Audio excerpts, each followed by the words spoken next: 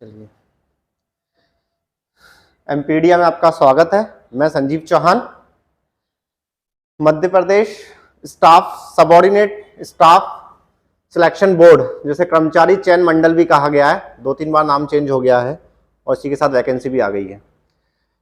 अभी latest notification निकाला है, इससे पहले कांस्टेबल का तो निकाला ही था, एक्साइज कांस्टेबल का, उसके बाद एक और 2 दिन पहले नोटिफिकेशन निकला है ग्रुप 2 सब ग्रुप 4 से रिलेटेड जितनी पोस्ट है, इसमें असिस्टेंट पब्लिक रिलेशन ऑफिसर भी है, असिस्टेंट रेवेन्यू ऑफिसर भी है, और साथ में जो सबसे ज्यादा अपकमिंग वैकेंसी थी, इसकी डिमांड सबसे ज्यादा थी, जो एक चुनाव प्रचार का भी हिस्सा बना था बहुत समय से, पटवारी, वो भी आ गई है। डेट काफी टाइम है, जनवरी है।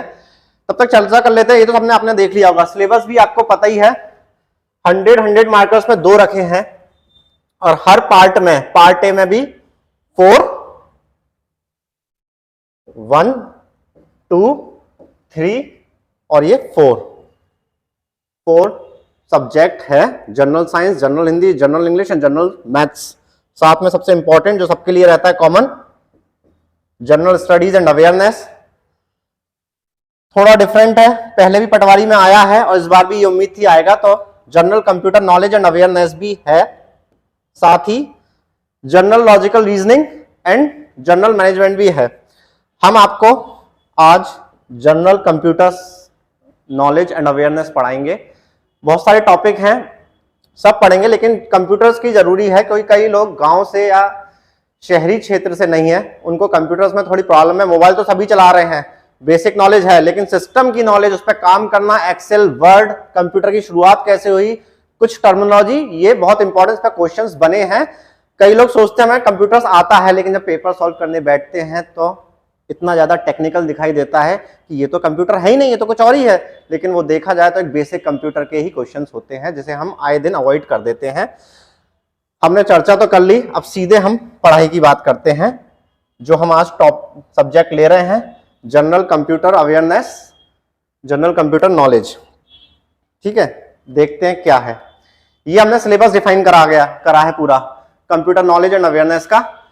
10 चैप्टर्स हैं कंटेंट्स में, introduction to computer, computer organisation, और बहुत सारे हैं। एक थोड़ा सा चैप्टर ऐसा है मिसलेनियस, जो डिफाइन नहीं है, कुछ भी हो सकता है मिसलेनियस के अंदर, एब्रीविएशंस भी हो सकते हैं, शॉर्ट कीज भी हो सकती है। लेटेस्ट करंट अफेयर जो कंप्यूटर से रिलेटेड है वो भी ले लो, कंप्यूटर में ले लेते हैं तो उसको भी माना गया है एक तरीके का चैप्टर। आज हम पढ़ेंगे इंट्रोडक्शन टू कंप्यूटर, जिसे बेसिक कंप्यूटर स्किल्स या बेसिक कंप्यूटर नॉलेज कहते हैं, कि होता क्या है कंप्यूटर, आप कितने फैमिलियर है कंप्यूटर से। थोड़ा सा हिंदी इंग्लिश चलेगा, कंटेंट हमारा इंग्लिश में है, लेकिन हम समझाएंगे हिंदी में, ताकि दोनों स्टूडेंट्स को फायदा मिले, हिंदी माध्यम और अंग्रेजी माध्यम के, जिसे हम कह सकते हैं इंग्लिश। ठीक है, आइए देखते हैं इंट्रोडक्शन टू कंप्यूटर चैप्टर 1। आज से ही शुरू करा हमने, ये लेक्चर 1 ही कहलाएगा। नेक्स्ट जब हम पढ़ाएंगे आगे, सारे चैप्टर पर डे के हिसाब से कंप्लीट किए जाएंगे। तो अगर 10 है तो पूरी उम्मीद है कि 10 दिनों में खत्म हो जाएगा। Chapter 1 introduction to computer. क्या होता है कंप्यूटर?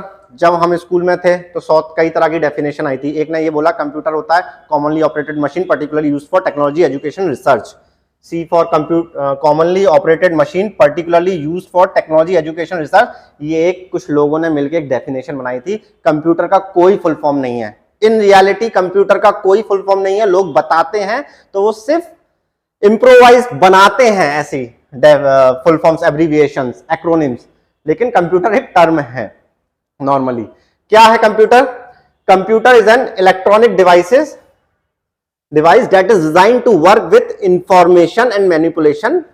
कंप्यूटर एक इलेक्ट्रॉनिक डिवाइस है, ये इलेक्ट्रिकल नहीं है। एक बार किसी ने पूछा था, बहुत पहले की बात है, कि सर इलेक्ट्रिकल और इलेक्ट्रॉनिक में क्या डिफरेंस है। ऐसे ही किसी साइंटिस्ट ने एक चीज जवाब दिया था कि 5 वोल्ट से ऊपर का कोई यूज करे तो वो इलेक्ट्रिकल हो जाता है, उससे कम का करे तो इलेक्ट्रॉनिक। लेकिन कंप्यूटर को तो 5 वोल्ट से ज्यादा यूज होता है, तो इलेक्ट्रॉनिक कैसे हो सकता है? उसकी जो इंटीग्रेटेड चिप्स है, छोटी छोटी उसके अंदर पार्ट्स लगे हैं, वो माइक्रो मिली करेंट्स, एम्पियर्स का यूज करते हैं, इसीलिए ये इलेक्ट्रॉनिक डिवाइस है। इसके बहुत सारे पार्ट को जोड़ के एक कंप्यूटर बना है, तो हम इसे कहेंगे ये इलेक्ट्रिकल नहीं है। कभी क्वेश्चन आ जाए कि कंप्यूटर इलेक्ट्रिकल ऑप्शन आ जाए, इलेक्ट्रॉनिक आ जाए, कैलकुलेटर आ जाए, तो आप बेसिकली इलेक्ट्रॉनिक पे टिक करेंगे। ठीक है ना। Computer is an electronic device that is design to work with information. ये एक सिंपल सी एक लाइन की डेफिनेशन है। जहां यहां इंपॉर्टेंट है इलेक्ट्रॉनिक डिवाइस। ये कहां से आया टर्म, कहां से लैटिन टर्म है, ये इतना इंपॉर्टेंट नहीं है। The word computer usually refers to the central processor unit plus internal memory, जो हम कहते हैं सीपीयू। टावर सा देखा होगा, वो सीपीयू है। हकीकत में देखा है तो वही कंप्यूटर है, बाकी मॉनिटर और कीबोर्ड तो इनपुट आउटपुट डिवाइसेस है। ठीक है, उसी सीपीयू के अंदर, कैबिनेट के अंदर सीपीयू होता है, मदरबोर्ड होता है और इंटरनल मेमोरी जो काम करती है कंप्यूटर की। ये यूजली इसी को ही रिफर करते हैं, सीपीयू प्लस इंटरनल मेमोरी। ठीक है, अब हम नेक्स्ट स्लाइड देखते हैं क्या है। अब जनरेशन हिस्ट्री ऑफ कंप्यूटर्स की बात करते हैं। क्या है जनरेशन ऑफ कंप्यूटर, कंप्यूटर की शुरुआत कहां से हुई थी। 1946 से लेके मतलब 10-15 साल तक जो स्टार्टिंग हुई थी कंप्यूटर की, वो था फर्स्ट जनरेशन कंप्यूटर। कुछ नहीं, एक वैक्यूम ट्यूब्स का यूज करते थे। फर्स्ट जनरेशन कंप्यूटर के बारे में हम थोड़ा सा देख लेते हैं। फर्स्ट जनरेशन कंप्यूटर्स एक्चुअली एक यूज वैक्यूम ट्यूब्स है। ये बड़ी बड़ी ट्यूब्स होती थी ग्लास की, जिसके अंदर इलेक्ट्रोड्स होते थे।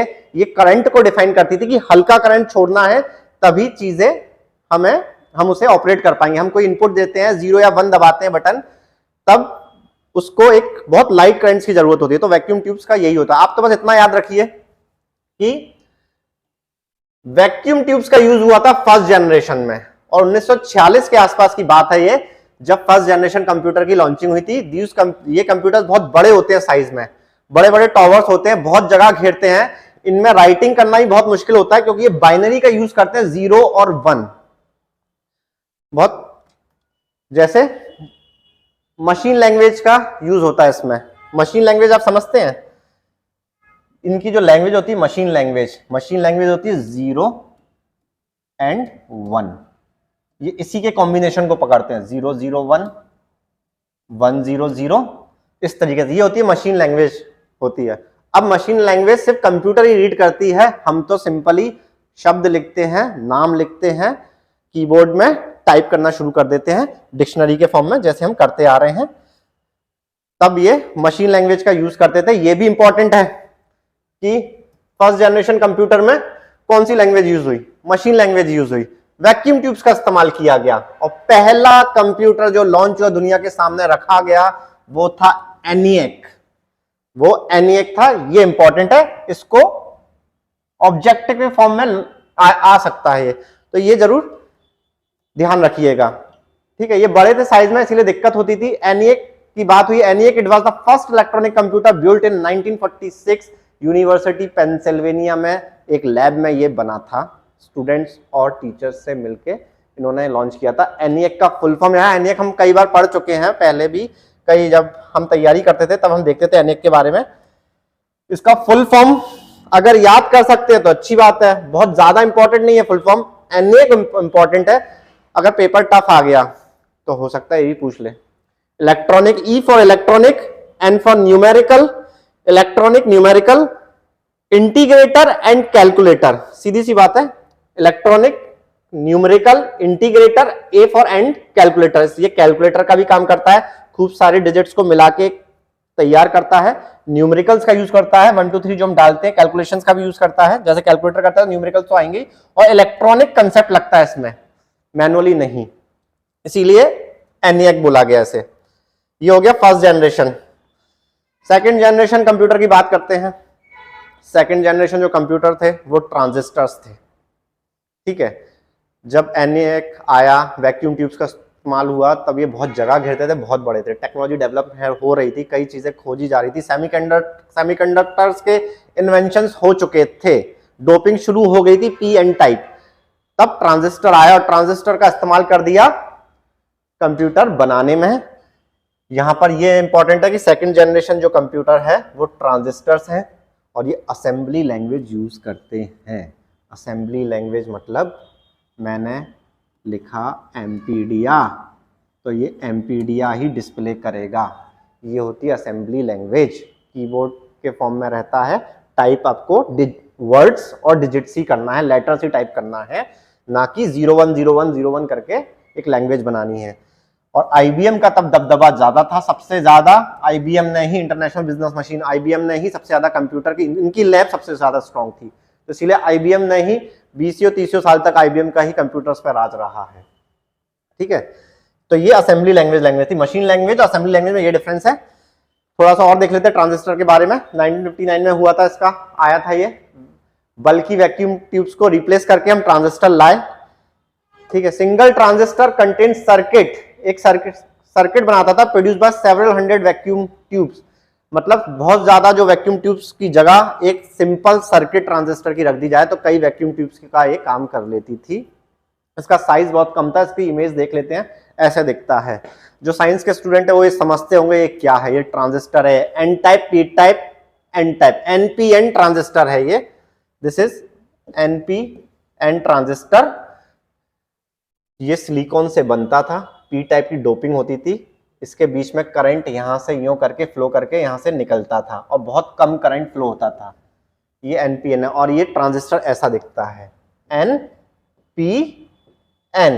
पीएनपी ट्रांजिस्टर भी होते हैं, ऐसी बात नहीं है, अलग अलग तरीके के ट्रांजिस्टर्स होते हैं। ये ट्रांजिस्टर के अंदर की सर्किट है, कलेक्टर, बेस, इमिटर। ठीक है, यहां से कलेक्ट हुआ, ये बेस मिला उसे और यहां से इमिट हो गया। थोड़ा सा साइंटिफिक टर्म है, बस आप इमेज याद रख लीजिए, कभी आपको याद करने के लिए आसानी होगी कि ट्रांजिस्टर क्या था। एक्चुअली ट्रांजिस्टर ये था, ऐसे तो मैं रटा दूं बोल के ट्रांजिस्टर, आप किसी दिन वो ट्रांजिस्टर रेडियो को ना समझ बैठे, इसीलिए ये इमेज दिखाई गई। ठीक है,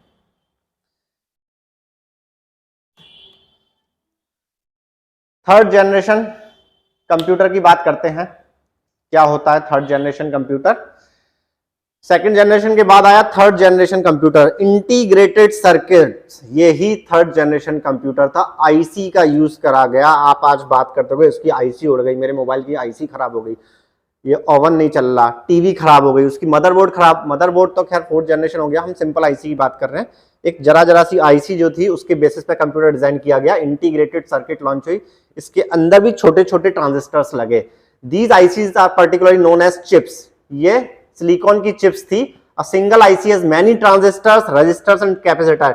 एक छोटी सी आईसी के अंदर ये होती है आईसी, ये आप देख रहे हैं, ये आईसी है। इस आईसी के अंदर खूब सारे ट्रांजिस्टर्स हैं, रजिस्टर्स हैं और कैपेसिटर्स है। कैपेसिटर जो है करंट को कंट्रोल और स्टोर करने के लिए होते हैं, रजिस्टर्स रोकना है, कितना करंट छोड़ना है उसके लिए होता है, और ट्रांजिस्टर तो मैंने आपको बताया था। ये एक आईसी के अंदर हजारों ट्रांजिस्टर्स, रजिस्टर्स एंड कैपेसिटर्स हैं। ये जनरेशन थर्ड कहलाई। इसमें ये क्या था, इसने साइज और कम कर दिया और चीजें छोटी हो गई, और आईबीएम ने ही इसे डेवलप किया था। आईबीएम की लैब स्ट्रांग थी तो आईबीएम ही ये सब कर रहा था। अब आते हैं फोर्थ जनरेशन में, क्या है इंपॉर्टेंट इसमें यही है। थर्ड जनरेशन कंप्यूटर में आप ये याद रखिए कि आईसी शुरू हो गई थी, आईसी आना शुरू हो गई थी इसमें। और रही बात तो हम चार्ट में देख लेते हैं क्या है इसका। थर्ड जनरेशन में आईसी पे काम किया, हाई लेवल लैंग्वेज शुरू हो गई, रियल टाइम, टाइम लेता ही नहीं था, जैसे ही आपने इनपुट दिया डिस्प्ले शुरू हो गया, वर्क करना शुरू हो गया। इसमें स्टोरेज मेमोरी अलग से रखने के बजाय उसी के साथ जोड़ना शुरू कर दिया हमने, main storage memory. High level language का यूज होने लगा। ये मशीन थी, असेंबली थी, high level language, photon, formula translation, COBOL, basic. ये लैंग्वेज आज भी, फोर्ट्रान तो अब नहीं चलती, कोबोल भी खत्म हो गई, लेकिन बेसिक अभी भी चल रहा है। ठीक है, ये बेसिक, कोबोल, फोर्ट्रान, ये हाई लेवल लैंग्वेज है। कभी क्वेश्चन आ जाए ये हाई लेवल लैंग्वेज, अगर ऑप्शंस आ जाए आपके पास तो आप ये कोबोल, बेसिक और फोर्ट्रान को हाई लेवल लैंग्वेज के तौर पे टिक कर सकते हैं। ठीक है, ये है थर्ड जनरेशन हो गया। अब सबसे इंपॉर्टेंट है फोर्थ जनरेशन कंप्यूटर, जिसकी दम पे आज हम खड़े हैं। आप अगर ये कंप्यूटर में देख रहे हैं ये वीडियो, तो आप कहीं ना कहीं फोर्थ जनरेशन कंप्यूटर का इस्तेमाल कर रहे हैं। आपका लैपटॉप भी देखा जाए तो फोर्थ जनरेशन कंप्यूटर है। आपका मोबाइल जो पाम टॉप है वो भी फोर्थ जनरेशन कंप्यूटर है, और डेस्कटॉप तो है ही है। ठीक है, तो हम फोर्थ जनरेशन कंप्यूटर के दौर में जी रहे हैं, मतलब यूजर। फिफ्थ जनरेशन आ गया है लेकिन यूजर फ्रेंडली कंज्यूमर तक पहुंचने तक नहीं हुआ है अभी। ठीक है, फोर्थ जनरेशन के बारे में तो अब काफी ज्यादा फ्रेंडली है, फिर भी देख लेते हैं, थोड़ी सी टेक्निकल टर्म देख लेते हैं कि वो आ जाता है, आज जाएगा शायद।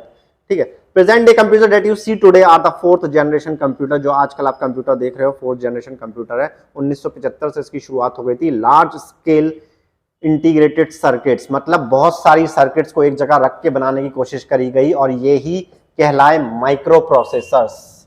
ठीक है, due to the development of micro processor develop हो चुके थे, it is possible to place computer central processing unit on a single chip. पूरा का पूरा सीपीयू एक सिंगल चिप में लाने की कोशिश करी गई और उसे माइक्रो प्रोसेसर कहा गया। These computers are called micro computers. जो कंप्यूटर माइक्रो प्रोसेसर पे काम करने लगे वो माइक्रो कंप्यूटर्स कहलाए। ठीक है, लेटर वेरी, फिर उसके बाद वीएलएसआई आया। आज भी वीएलएसआई काफी फेमस है अपने इंदौर में। अगर जीएसआईटीएस की बात करें तो उसमें वीएलएसआई लैब है। Very large scale integrated circuit VLSI कहलाई, रिप्लेस्ड बाय लार्ज स्केल को वेरी लाते, मतलब बहुत ज्यादा चिप्स को एक ही फ्रेम पर रखने की कोशिश करी गई, एक ही बोर्ड पे एक ही चिप पे लाने की कोशिश करी गई। These integrated circuits are so advanced that they incorporated hundreds of thousands of active components in volumes of a fraction of an inch। मतलब एक जरा से इंच में कम एरिया में हजारों लाखों चिप्स को डिजाइन करके उसी पे ही इंप्लीमेंट कराया गया और एक छोटा सा हाथ के बराबर माइक्रो प्रोसेसर ला दिया गया और यही सीपीयू में इनबिल्ट कर दिया गया। ये था हमारा 4th जनरेशन कंप्यूटर। कैसा दिखता है? ऐसा दिखता है। ये है मदरबोर्ड, इसी को ही कहते हैं हम 4th जनरेशन। ठीक है, मदरबोर्ड है ये। एक्चुअली ये रोम्स के पोर्ट्स हैं, ये और भी पोर्ट्स हैं। ये आपका माइक्रो प्रोसेसर लगा है। ठीक है, छोटे छोटे पोर्ट्स हैं, ये सब एक ही में डाल दिए गए। यही आपकी मेन, इस ये जो स्क्रीन देख रहे हैं ना, इसके पीछे भी ऐसा ही एक बोर्ड लगा होगा, एक सिंगल बोर्ड जिसके अंदर सारी चीजें फ्रेम करी गई हैं। यही है 4th जनरेशन। अब हमने 4th जनरेशन की बात कर ली, अब हम 4th जनरेशन में जी रहे हैं, तो फिर 5th जनरेशन क्या होगी? इसके आगे क्या? हम तो इसी में ही बहुत खुश है, इसी में हमें इतनी सुविधा मिल गई, इतनी चीजें मिल गई कि दूर बैठे आप ये सब देख पा रहे हैं। तो 5th जनरेशन क्या होगा? 5th जनरेशन भी होगा ना, उससे पहले एक बार वो चार्ट देख लेते हैं जिसमें हमने बहुत सारी चीजें समराइज करके रखी हैं। ये 4th जनरेशन एलएसआई वीएलएसआई पे काम करता है। सेमीकंडक्टर मेमोरी चिप्स लगती हैं इसमें, हार्ड डिस्क वगैरह जो है वो सेमीकंडक्टर पर डिजाइन होती है।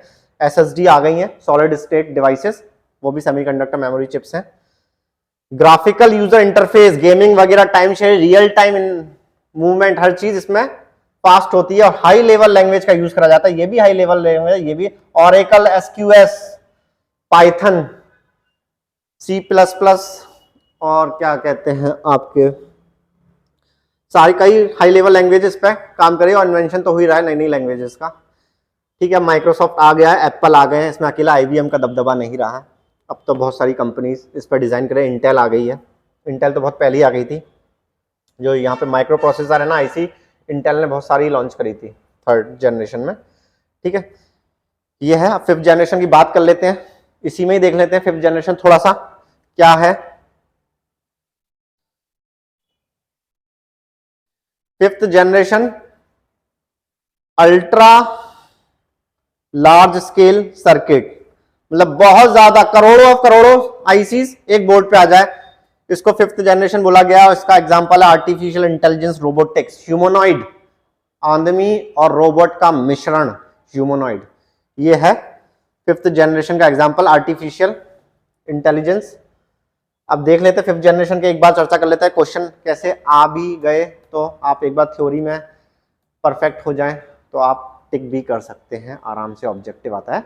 The computer which can think and take decisions like human beings have been categorised as 5th generation computer and are also referred as thinking machine. वो कंप्यूटर जिसमें आपकी जरूरत ही ना हो, आप अपनी जगह किसी और को बिठा के चले जाएं। मैं तो जा रहा हूं बाहर, मेरा कंप्यूटर देख लेगा सब बैठे बैठे, उसको मैंने पूरा प्रोग्राम कर दिया है, अब वो हैंडल कर लेगा। ह्यूमनॉइड रोबोट आर्टिफिशियल इंटेलिजेंस के बेसिस पे वो सोचेगा, वो डिसीजन लेगा। कोई समस्या आ गई तो उसी वक्त आपको ना फोन लगा के आपके बिना वो काम कर सके जो उसके अंदर प्रोग्राम करे गए हैं। इसी को ही कहते हैं आर्टिफिशियल इंटेलिजेंस रोबोट। यही 5th जनरेशन है और ये आने वाली है।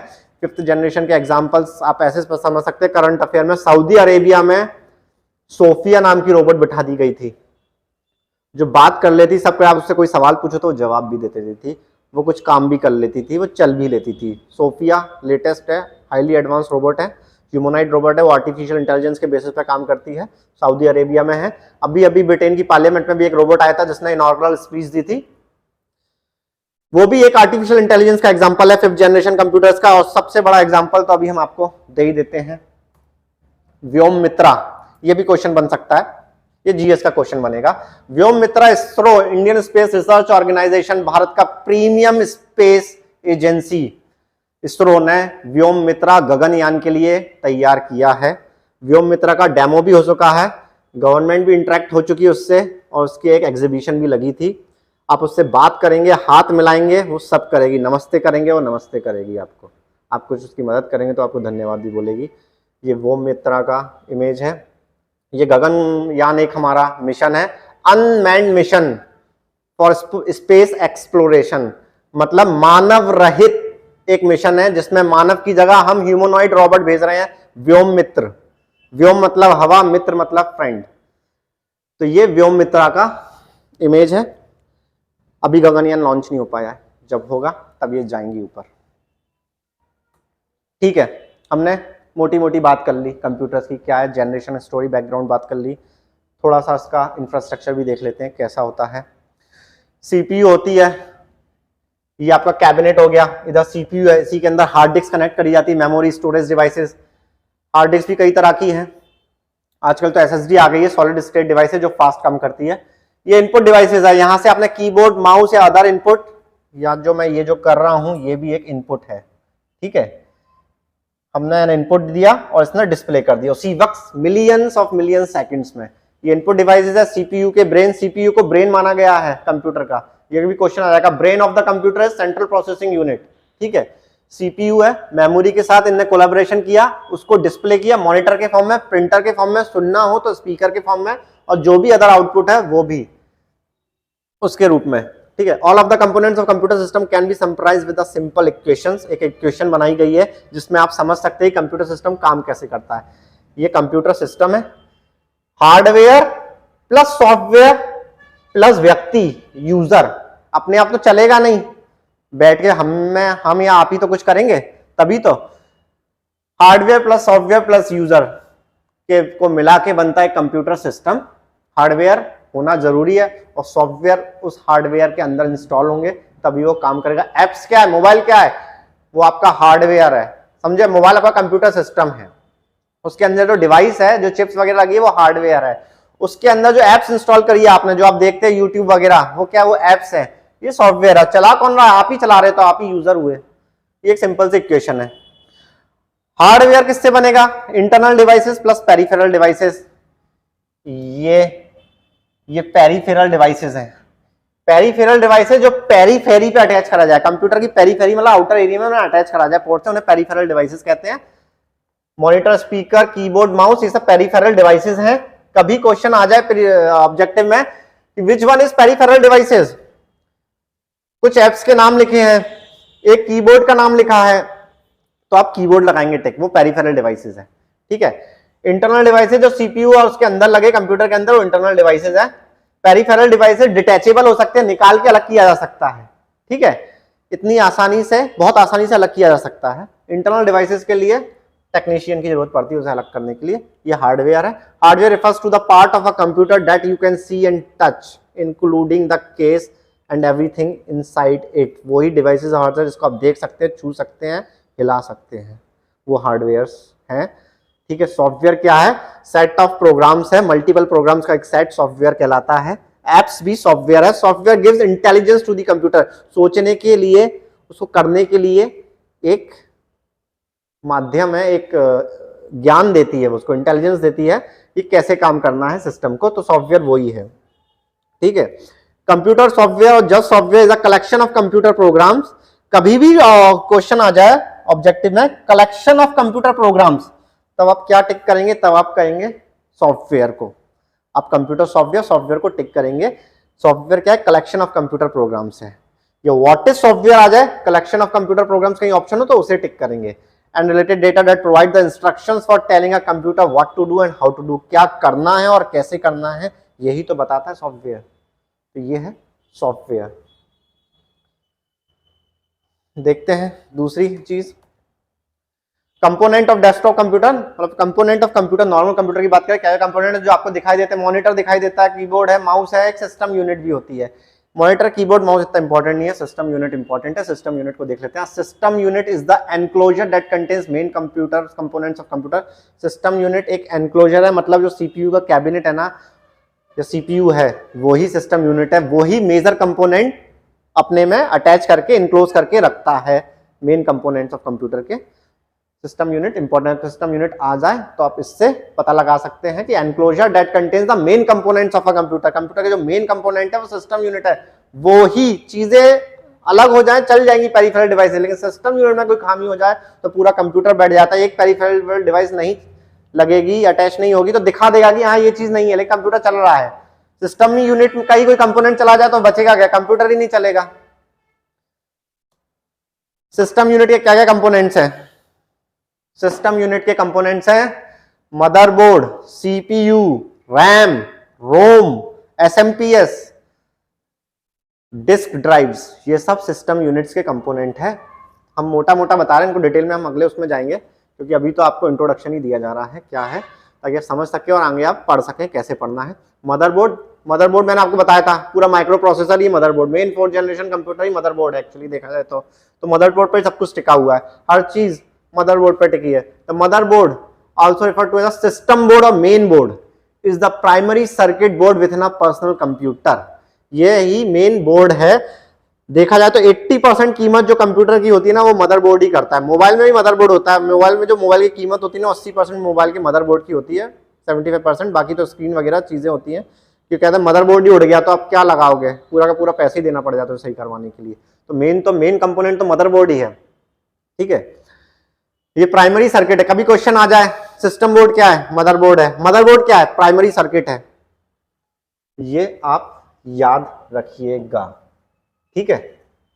सीपीयू, सेंट्रल प्रोसेसिंग यूनिट, सबसे पहले तो इसका फुल फॉर्म याद करो, कंबाइंड नहीं, कंप्यूटर नहीं, ये सेंट्रल है, केंद्र है ये पूरे कंप्यूटर का। सेंट्रल प्रोसेसिंग, ऑब्वियसली प्रोसेस करता है चीजों को तो प्रोसेसिंग तो लेना ही पड़ेगा आपको वर्ड। यूनिट है ये, एक यूनिट है सीपीयू।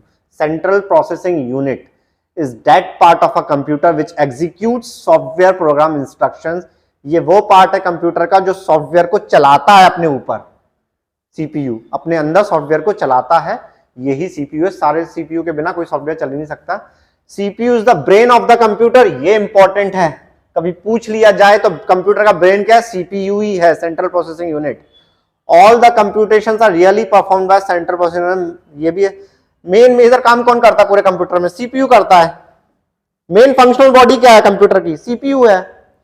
सेंट्रल प्रोसेसिंग यूनिट को इससे ज्यादा क्वेश्चन मुझे नहीं लगता जो मैं बता रहा हूं बन पाएगा, क्योंकि यही आता रिपीटेशन में। उसके अंदर का कुछ पार्ट्स भी है वो भी आपको बताए जाएंगे, एएलयू वगैरह है वो भी अभी देखते हैं हम, ठीक है। RAM, random access memory, random मतलब एकदम से कभी भी, एक्सेस मतलब उसको एक्सेस करना, उस तक पहुंचना, उसका यूज करना, एक्सेस मेमोरी, ये एक मेमोरी है। मेमोरी मतलब स्टोरेज कहा जा सकता है, मेमोरी डिवाइसेस को स्टोरेज। तो शब्द को समझिए, random access memory. RAM is known as primary storage memory, बस ये वर्ड पकड़ना है आपको, प्राइमरी स्टोरेज मेमोरी, यही शब्द पकड़ना है, ठीक है ना। फुल फॉर्म पकड़ना है आपको, ये ऑब्जेक्टिव है, ये ऑब्जेक्टिव है, ये ऑब्जेक्टिव है जो आ सकते हैं। Random access memory is a form of computer data storage, ये भी एक डेटा स्टोरेज है। अगर पूछ लिया इसमें से कौन सा डेटा स्टोरेज है तो रैम भी एक डेटा स्टोरेज है। आगे की बात करी जाए जो उसमें लिखा नहीं है, ये वॉलेटाइल है, ठीक है। वॉलेटाइल क्या होता है, जो चीज उड़ जाती है कुछ समय बाद उसे कहते हैं वॉलेटाइल। रैम में जो मेमोरी डालते हैं वो टेम्पररी रहती है, it is a temporary storage devices. यहां कहीं टेम्पररी नहीं लिखा, मैं लिख देता हूं आपको, टेम्पररी स्टोरेज डिवाइस है ये, वॉलेटाइल है, टेम्पररी है, कुछ समय के लिए मेमोरी। जैसे दूसरा हम एग्जीक्यूशन करते हैं प्रोग्राम, वो मेमोरी वो पार्ट हट जाता है फिर दूसरा आ जाता है, तो जो जो हम डाल रहे हैं वो हटता जाता है, ये वॉलेटाइल है, इसीलिए इसको बोलते हैं वॉलेटाइल। हिंदी में क्या बोलते हैं मुझे नहीं पता, टेम्पररी कुछ समय के लिए रहती है, इसे टेम्पररी मेमोरी डिवाइस कहते हैं। रैम, रैम जो पहले जब शुरुआत थी 2000 में, मैं 1999 से कंप्यूटर चला रहा हूं, तब एस रैम लगती थी, स्टैटिक रैम लगती थी। फिर उसके बाद कुछ 4-5 सालों बाद डायनेमिक रैम आ गई, ठीक है ना, डीडीआर रैम जिसे कहते हैं, ये बहुत अच्छी फास्ट चलती। अब आ गई है DDR2 and DDR3। Double data rate, DDR का मतलब होता है डबल, क्योंकि अभी जो इस आपके पास हाथ में जो मोबाइल है ना उसमें डीडीआर रैम लगी है, आपके पास जो कंप्यूटर है ना जो आप देख रहे हो उसमें डीडीआर रैम लगी है, ठीक है ना। डबल डेटा रेट, डबल काम करती है फटाफट, उससे double, double data rate DDR, ठीक है ना। डीआरएम डायनेमिक होती थी, एस रैम स्टैटिक होती थी, ठीक है। ये ही डायनेमिक रैम का एग्जांपल है डीडीआर रैम।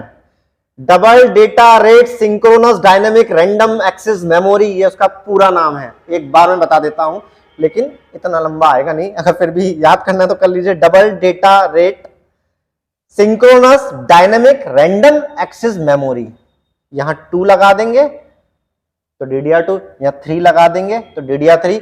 मुझे इतना पता नहीं, हो सकता है DDR4 भी आ गई हो, अभी इतना कंफर्म है नहीं। DDR3 तक तो मैंने कुछ महीने पहले बदली थी, ठीक है।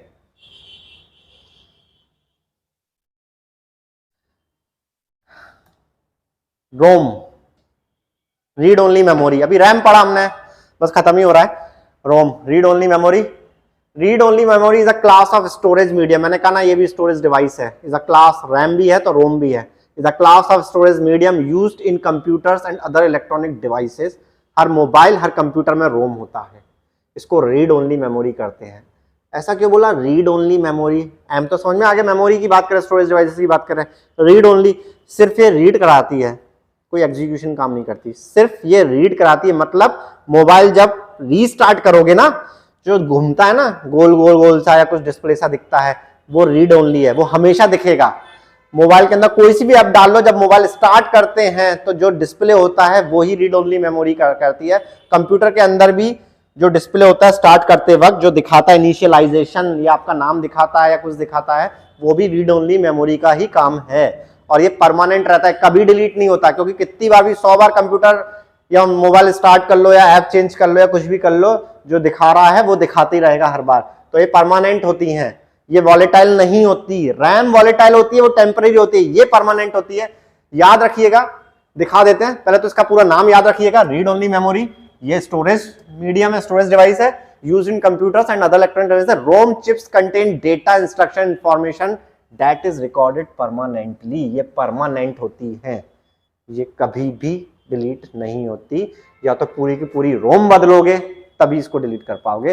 रोम contains the basic input output system, BIOS. कई बार कंप्यूटर के जो एक्सपर्ट कहते हैं सर आपका बायोस खराब हो गया है, बायोस में प्रॉब्लम आ गई है, इसका मतलब बेसिक इनपुट आउटपुट सिस्टम में कुछ खराबी आ गई है, ये रोम ही कंटेन करता है, रोम का ही पार्ट है BIOS, basic input output system, which is a structure of instructions the computer follow to load the operating system. अब देखिए वो लाइन आ गई जो मैं बता रहा था, ये वो इंस्ट्रक्शन है जो कंप्यूटर करता है, फॉलो करता है, load the operating system and other files when you first turn on the computer. जब आप कंप्यूटर को टर्न ऑन करते हो, जो वो दिखाता है ऑपरेटिंग सिस्टम को लोड करता है, वो रोम करता है, ठीक है।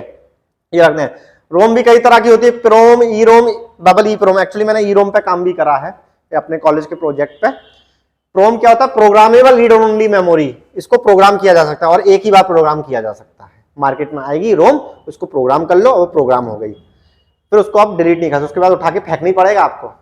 ई PROM erasable programmable read only memory, मतलब एक बार प्रोग्राम किया फिर उसे इरेज भी कर सकते हैं, फिर दोबारा से उसे प्रोग्राम कर सकते हैं, ये ई प्रोम होता है। Double E PROM electrically erasable programmable read only memory, आपने बार बार प्रोग्राम किया, इलेक्ट्रिकली सिग्नल मैनुअल की जगह इलेक्ट्रिकली करा, मतलब बार बार सिस्टम में डाल के उसे प्रोग्राम कर सकते हो, डबल ई प्रोम कहते हैं, ठीक है। हार्ड डिस्क देखते हैं, हार्ड डिस्क क्या है? ये मास स्टोरेज डिवाइस, सबसे बड़ा स्टोरेज डिवाइस मोबाइल और कंप्यूटर और लैपटॉप में क्या होता है? हार्ड डिस्क ही तो होती है। Mass storage devices store programs and data even when the power is off, डाल के चले गए, बंद कर दिया, शट डाउन कर दिया, घर चले गए, अगले दिन आ गया, आपका डेटा आपको वहीं का वहीं मिला, ये मास स्टोरेज डिवाइस होता है। हार्ड डिस्क सबसे बड़ी 1 TB तक तो पहुंच गया, आजकल 2 TB भी आता है। They do require power to perform read and write functions during uses, ठीक है, ऑन होना चाहिए हार्ड डिस्क, तभी उसमें काम कर सकते हैं। फ्लॉपी डिस्क, ये भी एक कंपोनेंट है। फ्लॉपी डिस्क 1.44 MB की फ्लॉपी डिस्क आती है, 3.3 इंच की, अब तो नहीं चलती, फ्लॉपी डिस्क खत्म हो गया, अब कोई फ्लॉपी डिस्क यूज नहीं करता, खराब हो जाती, करप्ट हो जाती है। सीडी भी आजकल आना बंद हो गए हैं लैपटॉप के अंदर, विदाउट सीडी डीवीडी रोम के आ रहे हैं, सब कुछ ऑनलाइन ले लो, क्लाउड कंप्यूटिंग से ले लो, सीडी ड्राइव्स की जरूरत नहीं है, लेकिन पढ़ना तो पड़ेगा ना। क्या होता है सीडी? कॉम्पैक्ट डिस्क होती है। सीडी का फुल फॉर्म देख लेना, आ जाएगा, आ चुका होगा, कॉम्पैक्ट डिस्क। ये सब बेसिक चीजें हैं, ये रोजमर्रा के जीवन में यूज करते थे, इसको पढ़ के नहीं जाता था कोई, ये तो मुंह जवानी याद रहती थी, कॉम्पैक्ट डिस्क। ठीक है, डीवीडी, ये भी रोम ड्राइव है, सीडी डीवीडी। एसएमपीएस, एसएमपीएस की इमेज नहीं है मेरे पास, नहीं तो मैं आपको दिखाता। एसएमपीएस बड़े खराब हो रहे हैं कंप्यूटर्स के। कोई बोलता है एसएमपीएस खराब हो गया आपका, तो सर एसएमपीएस में ये प्रॉब्लम आ गई। स्विच्ड मोड पावर सप्लाई, ये पावर सप्लाई है, मतलब जो पावर केबल होती है ना डेस्कटॉप की, कंप्यूटर की, वो पीछे सीपीयू के पीछे जो लगती है, वो पीछे जो फैन के ऊपर जो पार्ट होता है वो ही होता है एसएमपीएस। पहले तो मुझे सिंगल मोड पावर सप्लाई याद था कई सालों तक, जब किसी ने ढंग से पढ़ा तब पता चला कि स्विच्ड मोड पावर सप्लाई है। कंफ्यूज मत हो जाना, इस पे भी क्वेश्चन बन जाएगा ऑब्जेक्टिव का फुल फॉर्म पे। कहीं लिखा होगा सिंगल मोड पावर सप्लाई, कहीं लिखा होगा स्विच मोड पावर सप्लाई, कहीं लिखा होगा सिंक्रोनस मोड पावर सप्लाई। हमको स्विच मोड पावर सप्लाई पे टिक करना है। एसएमपीएस पीछे लगता है सीपीयू के, यही पावर सप्लाई को मेंटेन करता है जो हम देते हैं सीपीयू में। एसएमपीएस ये होता है स्विच मोड पावर सप्लाई, ये याद कर लीजिए, क्वेश्चन बन ही जाएगा। इसके बाद आज के लिए introduction of computer, basic computer knowledge, मोटा मोटा कंप्यूटर क्या होता है, उसके पार्ट्स क्या होते हैं, उसके कंपोनेंट्स क्या होता है, किसको क्या कहते हैं, क्या क्वेश्चन आ सकते हैं, क्या बन सकता है, सब पे थोड़ी थोड़ी चर्चा कर ली। हो सके थ्योरी के फॉर्म पे पढ़ेंगे तो अच्छा रहेगा, ऑब्जेक्टिव तो सीधे उठा के हर कोई पढ़ा देता है, लेकिन समझ में नहीं आता कि ऑब्जेक्ट का ऑप्शन ये क्यों है। जब आप समझेंगे उसे तभी तो आप ऑब्जेक्टिव अच्छे से याद कर पाएंगे। इसके बाद आप जरूर ऑब्जेक्टिव देख लीजिएगा, किसी भी चैनल पर जाके, किसी भी किताब को उठा के, आपको समझ में आ जाएगा कि ये पढ़ाया था, ये इससे रिलेटेड है। थोड़ा सा थ्योरी पे अटैच रहिए, कंप्यूटर्स पढ़ रहे हैं, बड़ा एग्जाम है, जीवन 30-40 साल तक की नौकरी मिलेगी आपको पटवारी में या और एग्जाम्स में। इसको इतनी आसानी से छोड़िएगा मत, थ्योरी के साथ ही पढ़िए चीज़ों को, सीधे ऑप्शनल या सीधे ऑब्जेक्टिव से मत आया करिए, मेरा तो यही कहना है। धन्यवाद। नेक्स्ट में हम देखेंगे computer organization, structure of computer. तब तक के लिए थैंक यू। एमपीडिया में जुड़े रहिए।